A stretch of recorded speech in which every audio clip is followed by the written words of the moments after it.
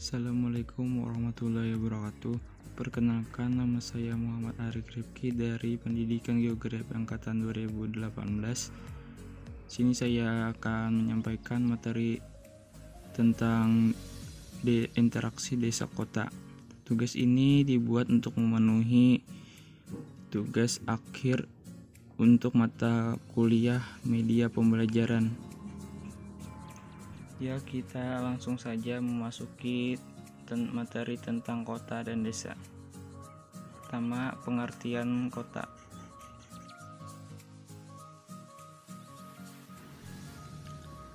Kota adalah pusat permukiman dan kegiatan penduduk yang mempunyai batasan wilayah administrasi yang telah diatur dalam peraturan serta permukiman yang telah melihatkan watak dan ciri kehidupan kota.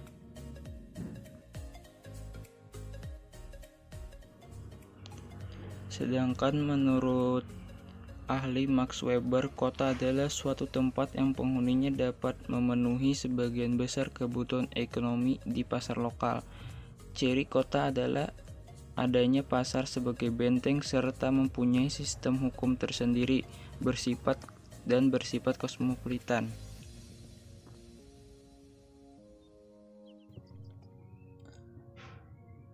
Selanjutnya, sudut pandang tentang arti sebuah kota pun bisa berbeda-beda, tergantung bagaimana pendekatannya terhadap bidang ilmu masing-masing. Seperti misalnya, seorang dengan profesi bidang geografi akan menekankan pada permukaan kota dan lingkungannya dengan mencari hubungan antara wajah kota dengan bentuk serta fungsi kota tersebut.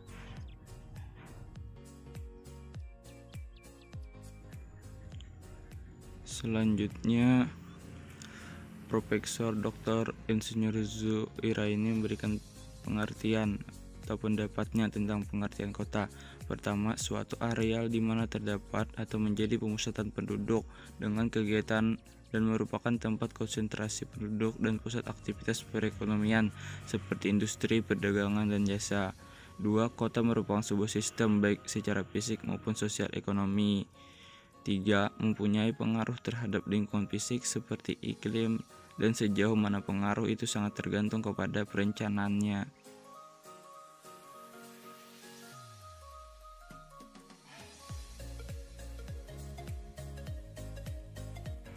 Jadi teman-teman, setiap ahli mempunyai pandangan mengenai pengertian kota menurut ilmunya masing-masing. Selanjutnya, kriteria yang digunakan untuk sebuah kota sehingga definisi berbeda setiap negara. Namun, Bank Dunia tentang lingkungan landscape kota membuat standar untuk mengenai aspek permukiman yang berdasarkan jumlah penduduk, yaitu sebagai berikut. Pertama, lebih dari 20.000 disebut urban, lebih dari 100.000 disebut cities. 3, berpenduduk lebih dari 5 juta disebut big cities. Selanjutnya kita memasuki materi tentang kota dan perkotaan. Definisi perkotaan tercantum pada Undang-Undang Nomor 26 Tahun 2007 tentang penataan ruang, yang mana kawasan perkotaan ada wilayah yang mempunyai kegiatan utama bukan pertanian dan sedangkan fungsi kawasan sebagai tempat permukiman kota, pemusatan distribusi pelayanan jasa pemerintahan, pelayanan sosial, dan kegiatan ekonomi. Selanjutnya, perbedaan kota dan perkotaan. City adalah bentuk kata kerja noun untuk kota, sementara urban adalah kata sifat adjektif untuk kota. Maka city merujuk pada suatu tempat yang secara fisik memiliki sarana prasarana lengkap, berpenduduk banyak, dan memiliki spesialisasi pembagian wilayah.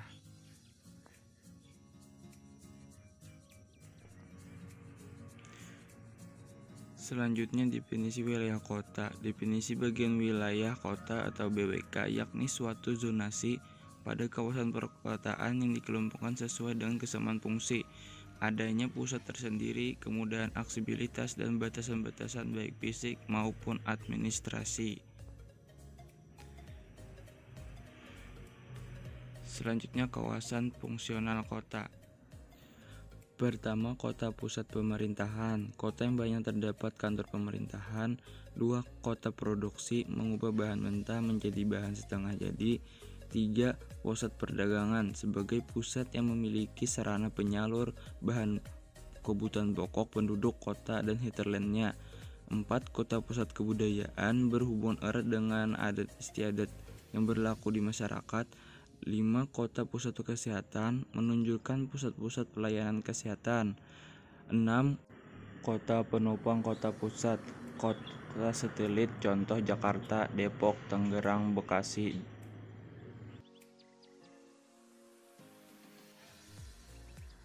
Materi selanjutnya tentang konsep pembangunan kota.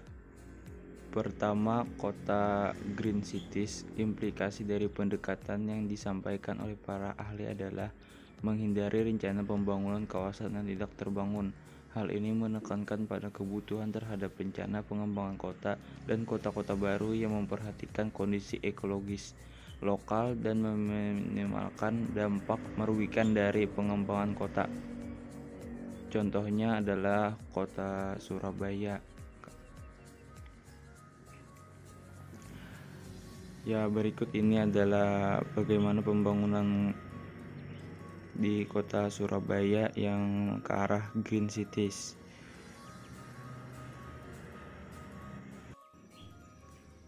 Selanjutnya, megacities. Sebuah megacities biasanya didefinisikan sebagai wilayah metropolitan dengan jumlah penduduk lebih dari 10 juta orang.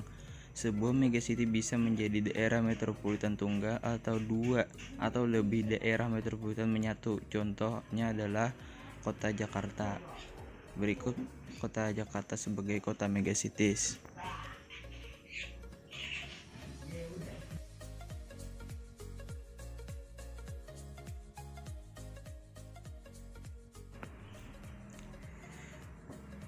Selanjutnya, Satellite Town, kota baru yang sengaja dibangun untuk aktivitas pemerintah. Dirancang sebagai kota mandiri dengan menyediakan aktivitas pekerjaan bagi penduduknya agar kota baru dapat menjadi tempat bermukim para pendatang. Contohnya adalah kota Bekasi sebagai kota satelit.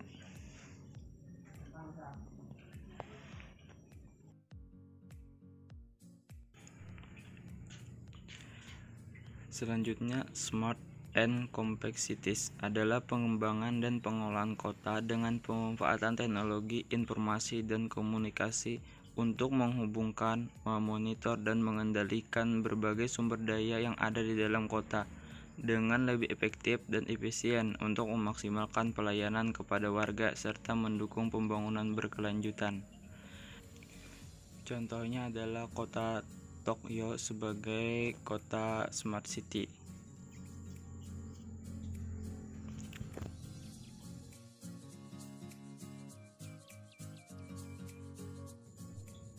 Untuk materi berikutnya kita akan membahas tentang desa.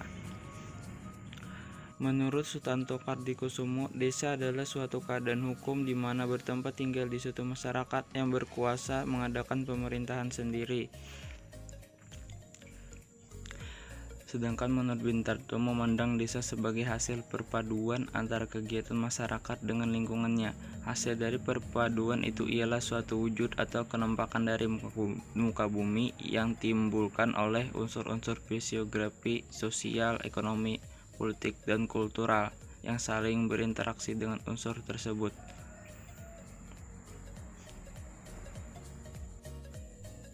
Fungsi desa. Berikut ini beberapa fungsi desa. 1. Desa ialah penyuplai keperluan bagi kota.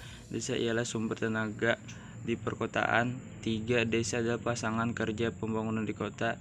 4. Desa ialah bagian pemerintahan terkecil di kawasan Indonesia. Sedangkan kawasan perdesaan adalah wilayah yang mempunyai kegiatan utama pertanian, termasuk pengolahan sumber daya alam dan susunan fungsi kawasan sebagai tempat permukiman pedesaan, pelayanan jasa, pemerintahan, pelayanan sosial, dan kegiatan ekonomi. Ciri-ciri kawasan pedesaan. 1. Kepadatan penduduk rendah. 2. Kegiatan di pedesaan didominasi oleh kegiatan pertanian, tanaman keras, tumpang sari, dan peternakan. 3. Masih banyak hewan liar. 4. Hubungan sosial masyarakat masih sangat akrab dan saling membantu. Perbedaan desa dan pedesaan. Desa merupakan kesatuan masyarakat hukum yang memiliki kewenangan untuk mengatur dan mengurus kepentingan masyarakat setempat berdasarkan usul adat istiadat setempat yang diakui oleh pemerintah nasional. Sedangkan pedesaan adalah wilayah yang kondisi dan situasi serta pola kehidupannya masyarakat dipengaruhi oleh letak geografis yang agrar.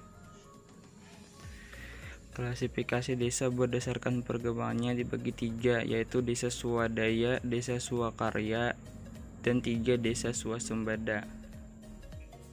Pertama, desa swadaya adalah desa yang bisa dianggap sebagai desa yang tertinggal. Penduduk desa yang cenderung masih primitif dan terisolir dari daerah luar. Untuk ciri-cirinya, pertama, daerah tersebut terisolir atau tertutup, penduduknya sedikit, mata pencaharian penduduk homogen, masyarakat masih memegang teguh adat istiadat, hubungan personal kuat, sarana prasarana yang tersedia masih kurang. Wilayah yang bisa digolongkan dalam desa swadaya ini sendiri misalnya adalah desa Kenekes di Provinsi Banten. Masyarakat yang tinggal di sana disebut dengan suku Baduy. Berikut merupakan gambaran kehidupan masyarakat suku Baduy.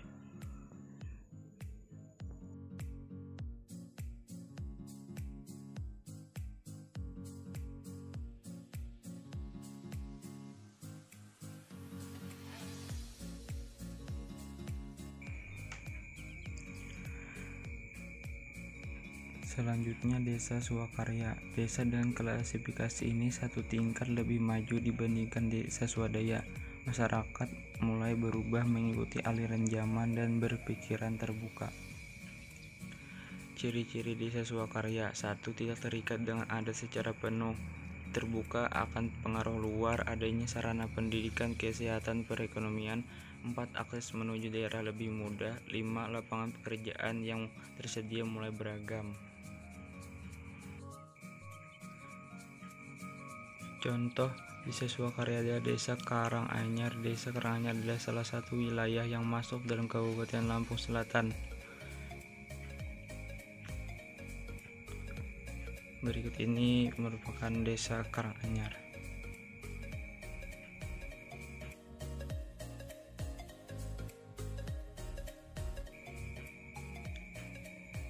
Ya, selanjutnya desa swasembada bisa disebut dengan desa yang sudah maju dan berkembang. Masyarakat desa ini sudah mampu memanfaatkan pengembangan sumber daya yang ada untuk kegiatan pembangunan.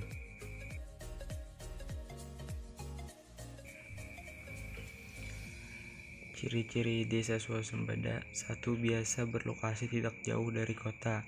2. Penduduk mulai padat. 3. Masyarakat sudah tidak terikat oleh adat. 4. Memiliki fasilitas memadai dan lebih maju. 5. Masyarakatnya kreatif dan kritis. 6. Masyarakat berpartisipasi dalam pembangunan.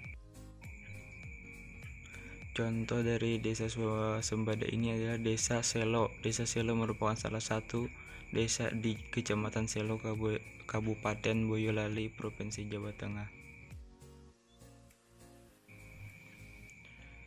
Di wilayah desa Selo ini diapit oleh 2 gunung, yakni Gunung Merbabu dan Gunung Merapi, sehingga masyarakatnya mengembangkan potensi desa tersebut sebagai desa pariwisata.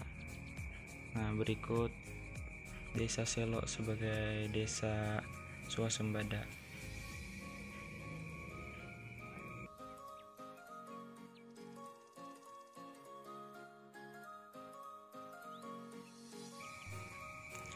Nah, selanjutnya hubungan desa dan kota.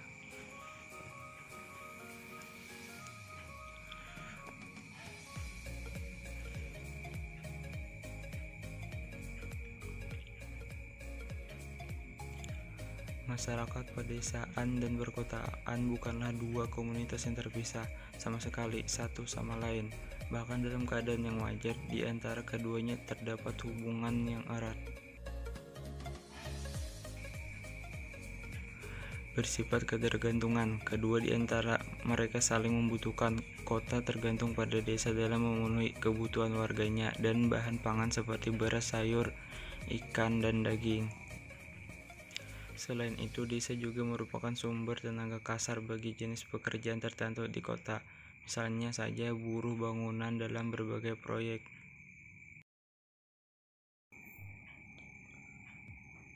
Hubungan desa cenderung terjadi secara alami, yaitu yang kuat akan menang. Karena itulah dalam hubungan desa kota, makin besar suatu kota, maka semakin besar pengaruh makin menentukan kehidupan pedesaan. Secara teoretik, kota merubah atau paling mempengaruhi desa melalui berbagai cara, seperti ekspansi desa kota, 2. Ekspansi kota, 3. Penetrasi desa kota, dan 4. Kooperasi desa. Nah, ekspansi kota ke desa atau boleh dibilang perluasan kawasan perkotaan dalam merubah atau mengambil kawasan pedesaan.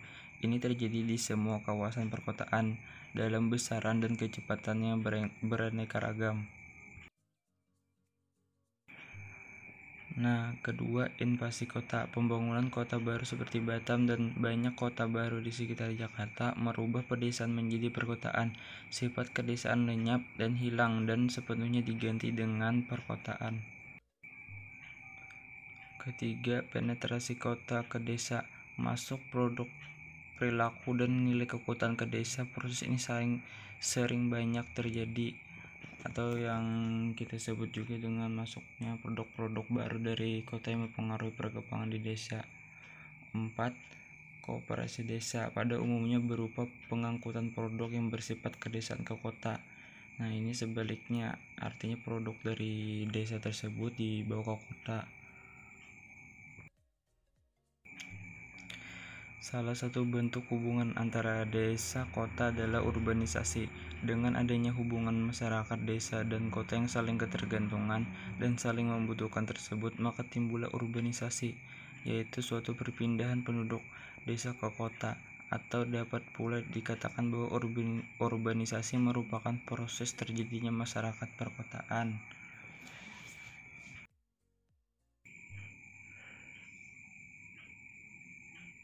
Demikian penyampaian materi tentang interaksi kota desa. Mohon maaf apabila ada kesalahan baik materi maupun penyampaian. Semoga materi ini bermanfaat. Assalamualaikum warahmatullahi wabarakatuh.